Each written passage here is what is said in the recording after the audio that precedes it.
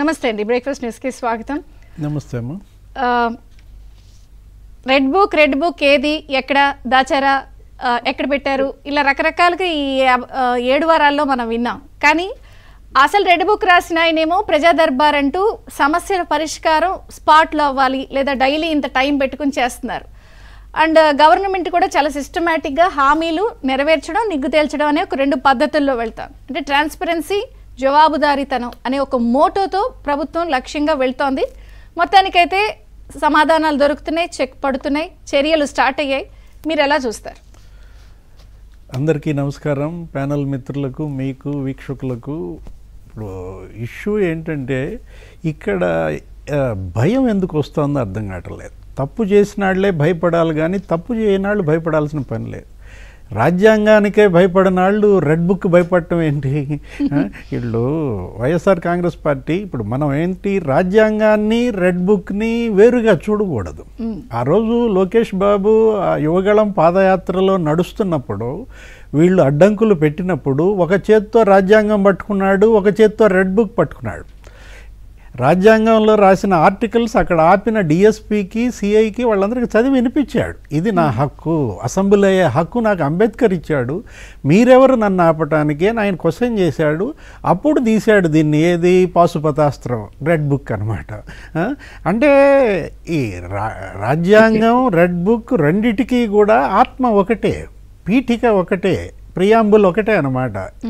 హక్కులు కల్పించింది మరి అంబేద్కర్ అయితే ఆంధ్రప్రదేశ్లో హక్కులు నిలబెట్టింది లోకేష్ అన్నమాట.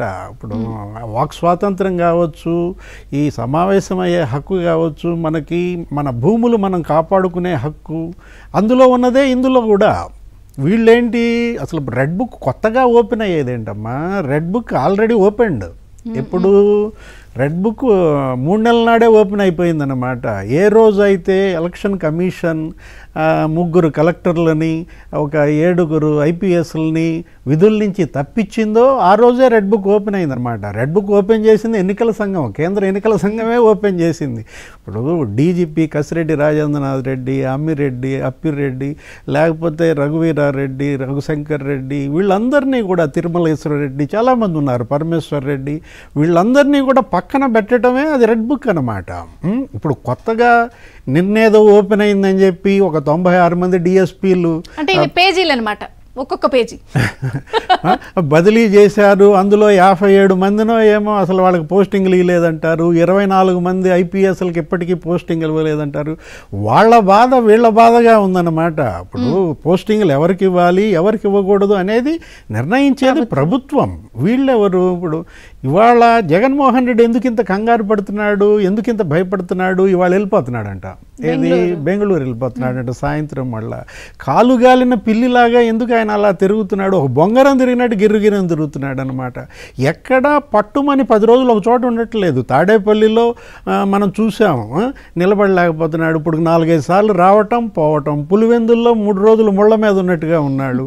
అక్కడి నుంచి బెంగళూరు, అక్కడి నుంచి ఢిల్లీ, మళ్ళీ ఢిల్లీ నుంచి తాడేపల్లి, బెంగళూరు. కానీ ఆయన నమ్ముకున్న వీళ్ళందరూ కూడా ఇప్పుడు ఇలా అయిపోయారు కదా. కనీసం లేదు అని చెప్పాలో, లేదంటే అలా పిలిపించుకుని అని చెప్పాలో, లేదంటే ఏదో ఒకటి భరోసా ఇవ్వాలి కదా. కార్యకర్తలు మునిగిపోయారు.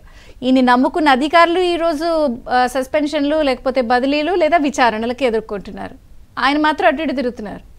జగన్మోహన్ రెడ్డి ఎందుకు ఇంత భయపడుతున్నాడు? ఆయన తప్పులు ఇవాళ అతన్ని ఇవాళ పాపాలు శాపాలలాగా వెంటాడుతున్నాయన్నమాట. నాయకుడే భయపడితే ఇక లీడర్స్ ఎందుకుంటారు, కార్యకర్తలు ఎందుకుంటారు? ఇవాళ మంత్రులు ఎక్కడున్నారు? మంత్రులు పరారవడం ఏంటమ్మా? అప్పటి మంత్రులు, అప్పటి ఎమ్మెల్యేలు పరారైపోయారని. అధికారులు అసలు ఏది, ఇండియన్ సర్వీసెస్ అధికారులు పరారైపోవడం ఏంటి? వెంకటరెడ్డి ఎక్కడున్నాడు? ఇంతవరకు 1.5 అంతులో లేడు. వాసుదేవరెడ్డి ఎక్కడున్నాడు? 46 రోజులుగా వాసుదేవరెడ్డి అసలు అడ్రస్సే లేడు. ఇప్పుడు కేంద్ర ప్రభుత్వం కూడా ఈ కేంద్ర సర్వీసుల అధికారులు ఇలా అడ్రస్ లేకుండా, ఐపు లేకుండా పోతుంటే స్పందించాలా? వీళ్ళు ఎక్కడున్నారో పట్టుకోవాలి, లేదు వాళ్ళని టెర్మినేట్ చేయటమా, సస్పెండ్ చేయటమా, ఏదో ఒకటి చర్యలు చేపట్టాలా. ఇవాళ వాళ్ళ యొక్క భయం వాళ్ళ యొక్క పతనానికి కనపడుతుంది. రైట్, ఒక బ్రేక్ తీసుకుందాం. బ్రేక్ తర్వాత బీజేపీ వర్షన్ కూడా తీసుకుందాం. చూస్తూనే ఉండండి.